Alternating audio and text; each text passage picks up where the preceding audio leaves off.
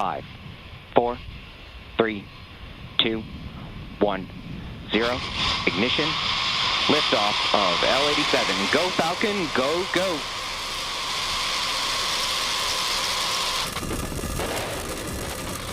Vehicles pitching downrange.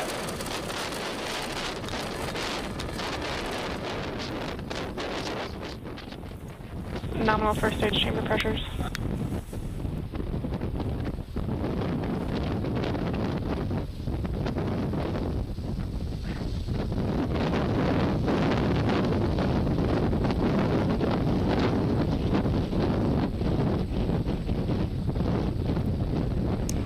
We're now T plus 40 seconds into the NROL-87 mission. Falcon 9 is throttling down in preparation. Power and telemetry.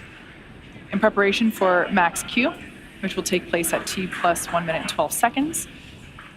Max Q, of course, being the moment in which the vehicle experiences the highest amount of aerodynamic pressure. Beautiful views of the California coast there in the background.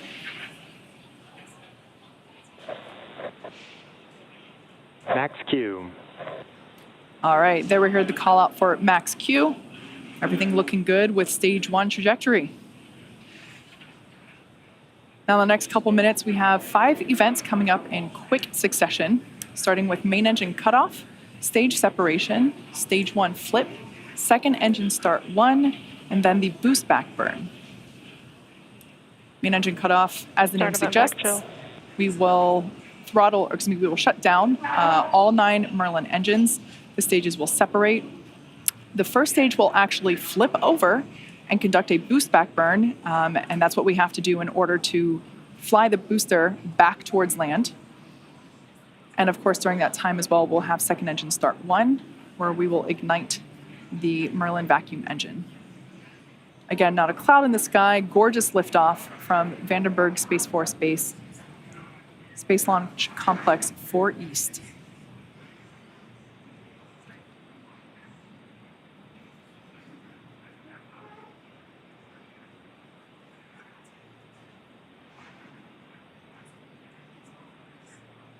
First stage engine cutoff.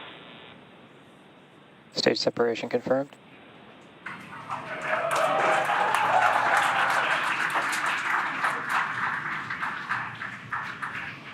Stage 1 boost back startup. All right, there you saw all of those crystal clear, beautiful views. That first stage now is performing the boost back burn. Separation.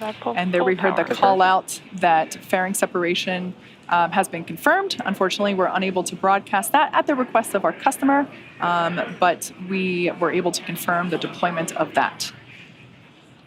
We're now 3 minutes into launch, and the next milestones coming up include the conclusion of the boost back burn, which we see right there on your screen, and that will finish at T plus 3 minutes and 15 seconds.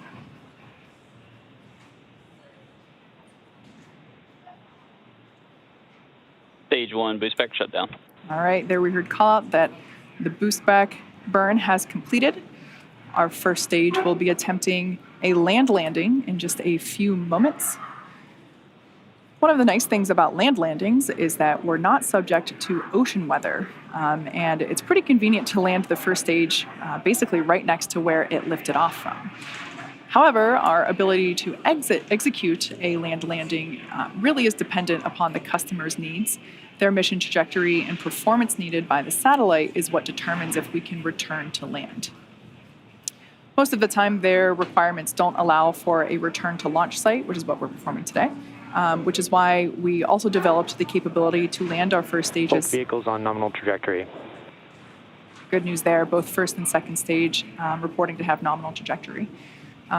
So that's why we developed our ability to land our first stages out in the ocean with our drone ships.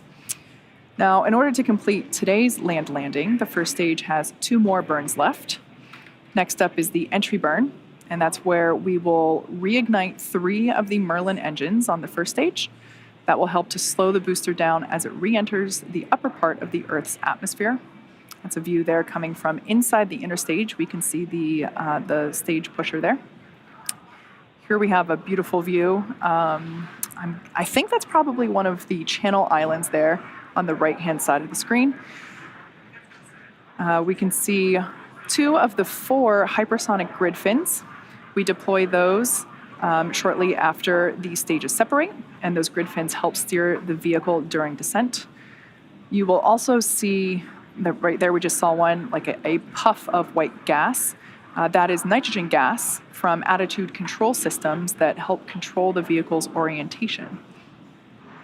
So there we can see the booster is steering itself back to Vandenberg Space Force Base. Piece of ice there on the left-hand side.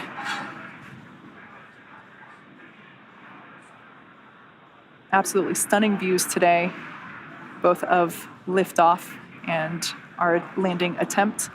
As I mentioned before, Vandenberg typically has quite a bit of fog, so it's more common to hear a launch than see one from Vandenberg. So for those that were able to catch it, I'm sure it was a stunning sight.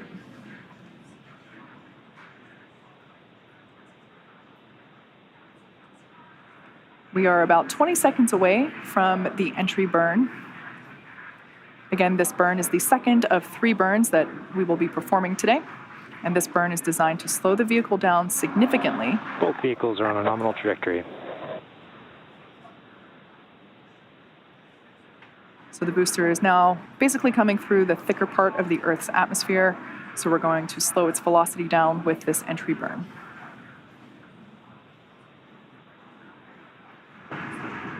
Stage 1, entry burn, startup. There we can see that entry burn has begun, and this will last for another few seconds.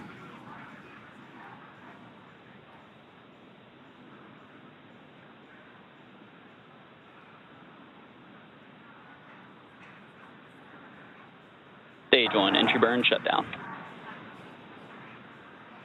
And we can see that entry burn has concluded. The vehicle continues to steer itself for a precise landing back at landing zone 4 at Vandenberg Space Force Base. The next burn we have is the landing burn. During the first stage landing burn, a single Merlin engine, the center engine, will relight and slow the vehicle down. Stage 1 FTS is saved. If you look closely, you should be able to not only see our landing zone, but our launch site as well. Stage Again, 2 FTS has saved. the landing zone is pretty close to our launch pad. Shortly before the vehicle touches down. Stage 1, landing burn, startup. All right, we can see the landing burn has begun.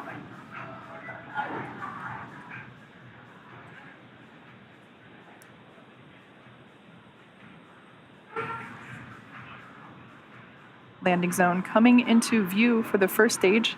Again, this is the first flight for this booster and first landing attempt. Stage 1, landing leg, deploy.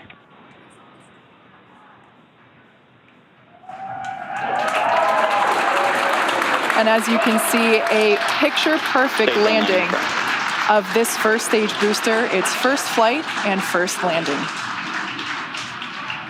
This booster will be prepared for reflight on another NRO mission later this year. This also marks our 105th overall successful recovery of an orbital-class rocket, including both Falcon 9 and Heavy first-stage landings. As I mentioned earlier, at the request of our customer, the National Reconnaissance Office, we are concluding our webcast coverage early today. We would like to hear the NRO for entrusting us with today's launch, and a special thanks to the Range and the Federal Aviation Administration for licensing support. For all those tuning in, thanks for watching, and we'll see you tomorrow for our Starlink launch.